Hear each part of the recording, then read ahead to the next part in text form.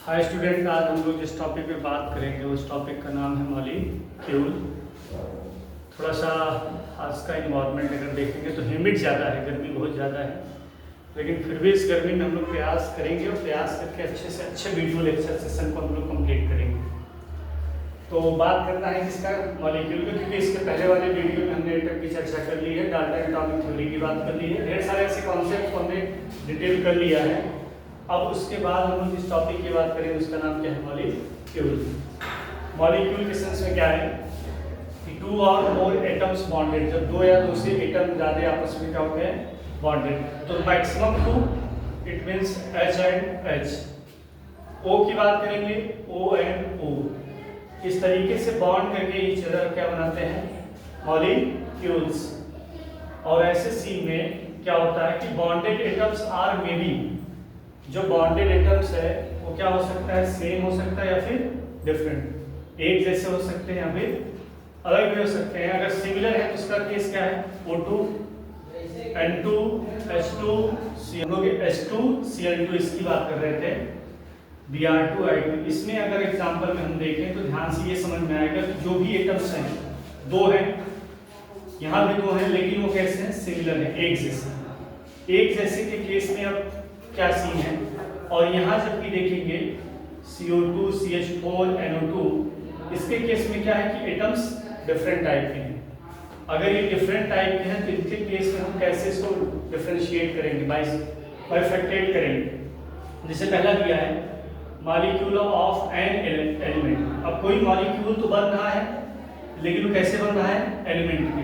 Element जब भी आपस में कंबाइंड होगा तो ये हमेशा होमोन्यूक्लियर का केस बनेगा। होमोन्यूक्लियर केस क्या होता है, होमो मतलब एक जैसा, न्यूक्लियर का सेंस है कि एक ही जैसा वो एटम है, और मिलके बना क्या रहे, मॉलिक्यूल।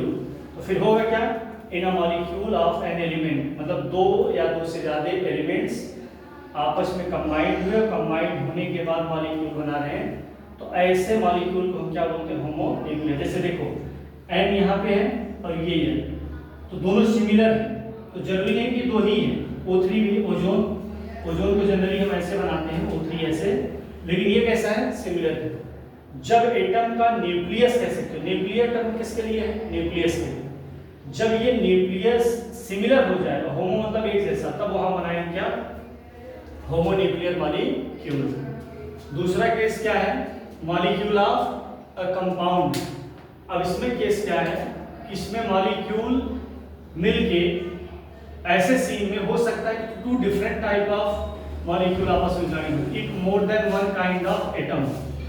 जब एक से ज्यादा एटम्स कंबाइंड हो, लेकिन उनके कंबाइनिंग एटम कैसे हो, डिफरेंट टाइप के, जैसे लिखा है मोर than one kind of atom, एक से ज्यादा डिफरेंट टाइप के, जिसमें आएगा किसको हम बोलेंगे क्या, हेटेरोन्यूक्लियर मॉलिक्यूल। CO2 के केस में C है, ऑक्सीजन है, तो कार्बन अलग हो गया और ऑक्सीजन अलग, तो two different type of atom, तो कंबाइन होकर क्या बना रहे हैं, मॉलिक्यूल। CO2 बन गया, इधर NO2 CO carbon monoxide H2O। इन सब के केस में इसको हम क्या बोलते हैं, हेटेरोन्यूक्लियर मॉलिक्यूल।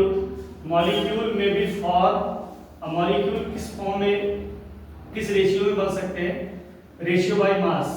जैसे मास के रेशियो में पुराने लेक्चर में हम लोग बात की है, H2O को अगर देखें, H2O को हम क्या लिखते हैं, 2:16। इसको सिंप्लीफाइड वे में लिखा गया है क्या, 1:8। NH3 के रिस्पेक्ट में, क्योंकि नाइट्रोजन का मास कितना होता है, 14, और हाइड्रोजन का 1 है, तो इसके रिस्पेक्ट में हम 1 मल्टीप्लाई 3, तो कितना आएगा, 14:3। CO2 का 3:8। ये जो रेशियो है ये बाई मास है। अब बाई एटम्स हो जाएगा नंबर के रिस्पेक्ट में, तो यहाँ H2 कितना है, 2, और ऑक्सीजन कितना है, 1, क्या हो जाएगा, 2:1।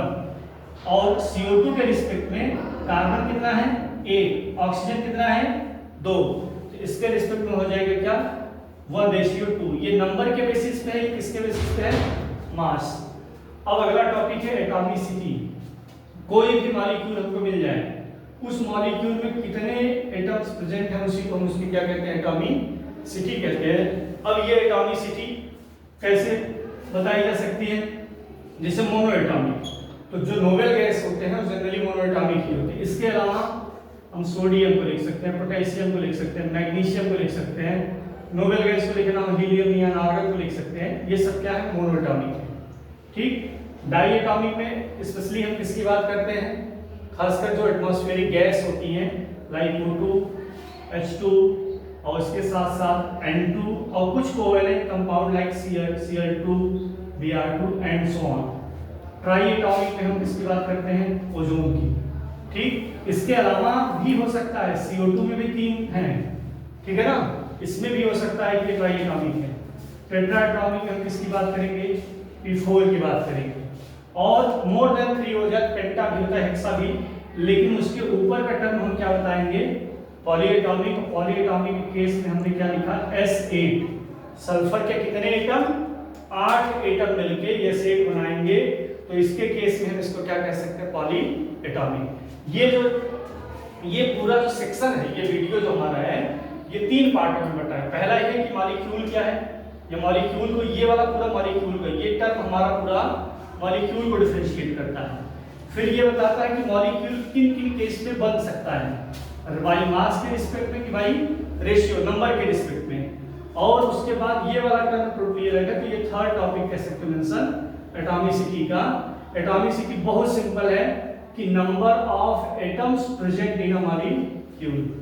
एक मॉलिक्यूल कुछ भी लिख दिया जाए, जैसे मैंने अगर लिख दिया CH4, अब आपसे पूछ लिया इसकी एटॉमिसिटी बताइए, तो कार्बन कितना है 1, हाइड्रोजन कितना है 4, टोटल कितने हो गए 5। तो ऐसे सेंस में इसकी हम इसको क्या बता सकते हैं, अब ये 4 से मोर देन 4 है, इसको हम लिख सकते हैं पॉलीएटॉमिक। जैसे कहीं पे ऐसे हो जाए NO, एग्जांपल में हो NO, तो इसकी एटॉमिसिटी पूछी जाए तो 2, एक नाइट्रोजन एक ऑक्सीजन। NO2 इसका पूछा जाए तो 2 ऑक्सीजन और 1 नाइट्रोजन, जिसकी एटॉमिसिटी कितनी आ जाएगी 3। इस तरीके से हम एटॉमिसिटी निकाल सकते हैं। ठीक, ये इस तरीके से ये पूरा टॉपिक हमारा क्या होता है, खत्म होता है। That's all.